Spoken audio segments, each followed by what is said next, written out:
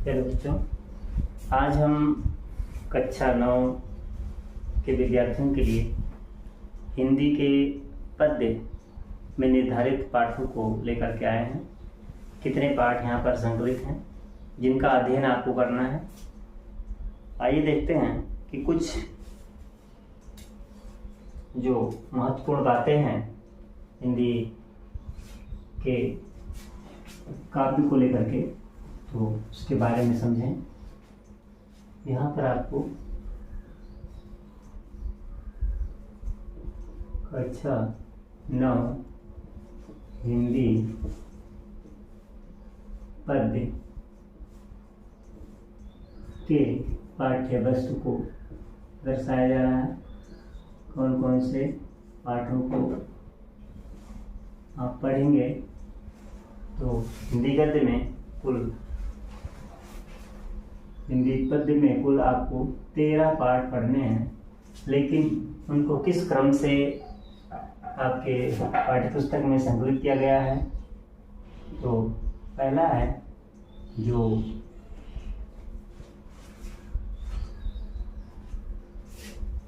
हिंदी काव्य साहित्य में भक्ति काल के प्रसिद्ध कवि के रूप में जाने जाते हैं कबीरदास, उनकी रचना बीजक है।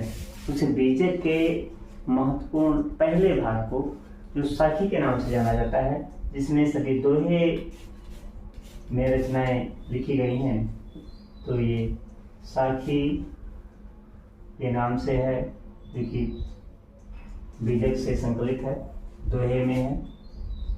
और यह जो है कबीरदास के द्वारा रचित है। कबीरदास। दूसरी रचना है जो जिन्होंने पद लिखे हैं अपनी भक्ति के लिए प्रसिद्ध हैं, जो कृष्ण की एक निष्ठ उपासिका जानी जाती हैं, मीराबाई। उन्होंने पदावली में रचना की है, पदों में रचना की है। पदों की पंक्तियों को यहाँ पर लिखा दिया गया है, ये पदावली कहलाती है। और यह जो है मीराबाई की रचना है, तो मीराबाई की रचना पदावली के रूप में आपको पढ़ना है। तीसरी रचना है रहीम ग्रंथावली से ली गई है, जो दोहा शीर्षक से यहाँ पर दिया गया है। तीसरा है दोहा शीर्षक, दोहा है, लेकिन यहाँ रहीम सस्से से, रहीम ग्रंथावली से लिया गया है। इसके रचनाकार हैं रहीम। चौथी रचना है भारतेंद्र हरिश्चंद्र की, जो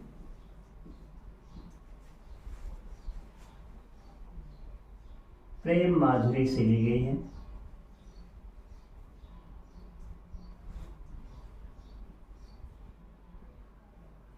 जो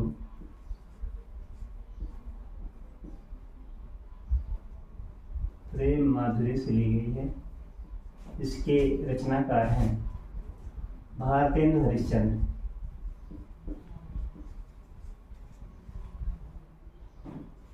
भारतेंद्र हरिश्चंद्र।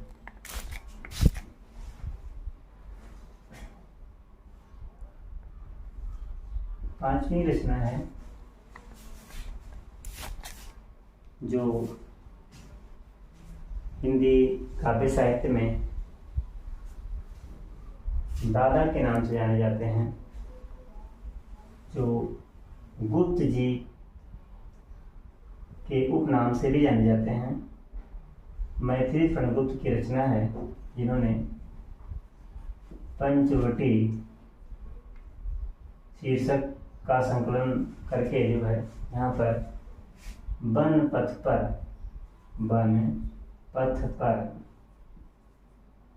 वन पथ पर शीर्षक लिखा है, दिया गया है। रचनाकार हैं मैथिली शरण गुप्त।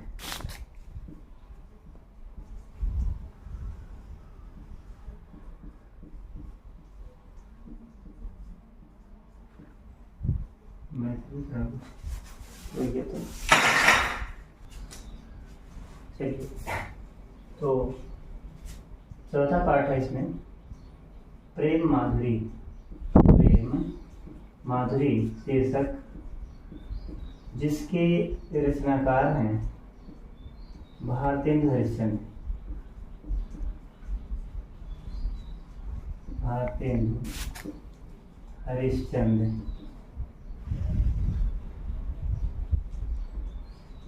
यहीं पर जो पांचवा पाठ है यह पंचवटी शीर्षक से लिया गया है। इस पंचवटी शीर्षक वाली रचना के रचनाकार हैं मैथिली शरण गुप्त। मैथिली शरण गुप्त, जिन्हें हिंदी साहित्य में गुप्त के नाम से भी जाना जाता है। मैथिली शरण गुप्त।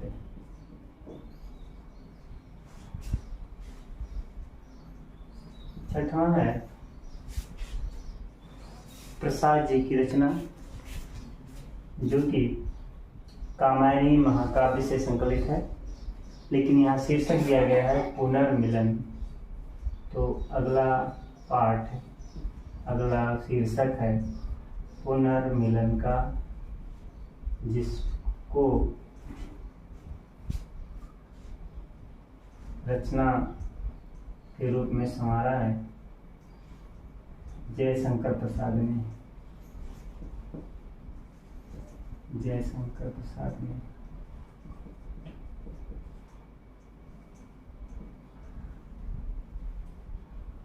सातवां पाठ है जो दान शीर्षक के नाम से जाना जाता है। यह दान शीर्षक को रचना के रूप में दिया है सूर्यकांत त्रिपाठी, जिनका उपनाम है निराला। सूर्यकांत त्रिपाठी उपनाम है इनका निराला। इन्होंने दान शीर्षक लिखा है। फिर आठवां पाठ है आपका सोहन लाल द्विवेदी की रचना है उन्हें प्रणाम। उन्हें प्रणाम। उन्हें प्रणाम यह क्रांतिकारियों के लिए लिखा गया है सोहन लाल द्विवेदी के द्वारा। सोहन लाल द्विवेदी।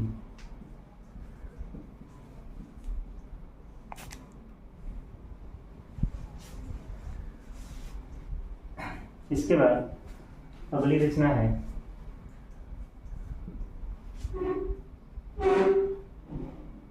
पथ की पहचान। पथ की पहचान शीर्षक के रूप में है। पथ की पहचान कैसे करनी है इसको बहुत अच्छे ढंग से बताया है हरिवंश राय बच्चन ने। हरिवंश राय बच्चन। हरिवंश राय नाम है, बच्चन इनका उपनाम है। इन्होंने पथ की पहचान शीर्षक को दिया है। तो ये रही रचना पथ की पहचान हरिवंश राय बच्चन की। अगला शीर्षक है 10वां शीर्षक है बादल को घिरते देखा है। बादल को घिरते देखा है।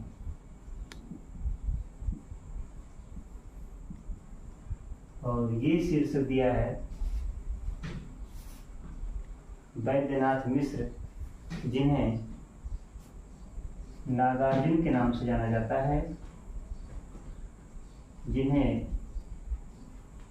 हिंदी साहित्य में यात्री के नाम से जाना जाता है। यात्री, नागार्जुन इनके उपनाम हैं। इनका पूरा नाम वैद्यनाथ मिश्र है। उनकी रचना है बादल को घेरते देखा है, इस शीर्षक से यहाँ संकलित है। अगला पाठ है जिसमें 2 शीर्षक एक साथ संकलित हैं। एक तो है अच्छा होता, अच्छा होता पहला शीर्षक है। दूसरा शीर्षक है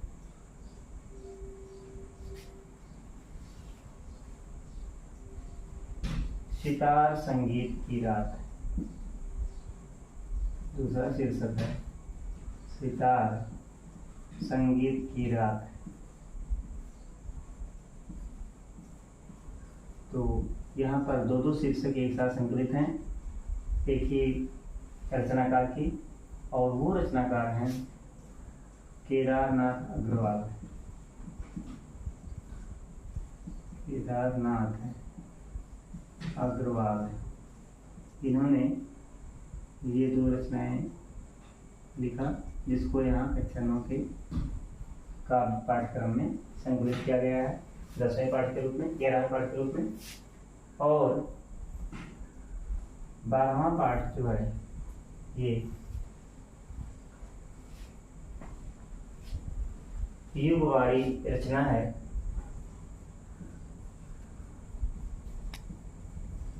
युगवाड़ी शीर्षक के नाम से यहाँ पर संकलित किया गया है।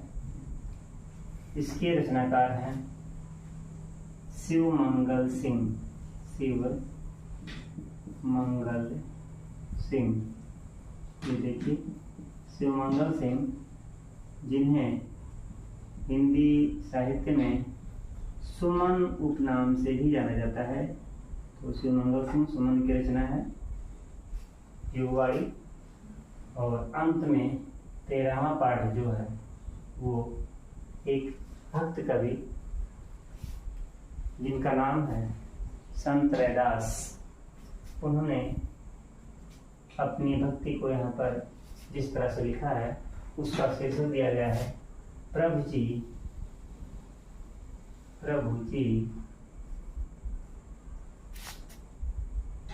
तुम चंदन हम पानी, तुम चंदन हम पानी। इसी शीर्षक से ही यहाँ पर संकलित भी किया गया है और इसको लिखा है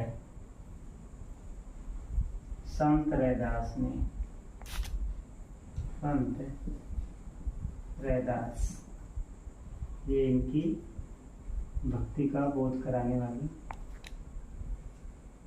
सबसे प्रसिद्ध रचना है प्रभु जी तुम चंदन हम पानी। इस तरह से यहाँ पर देखते हैं कि हिंदी पद्य में कक्षा 9 के लिए हिंदी पद्य के रूप में जो ये पाठ संकलित हैं यहाँ पर आपको दिखाए गए हैं।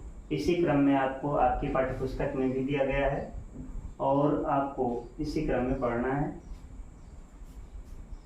शेष बातें अगले वीडियो में।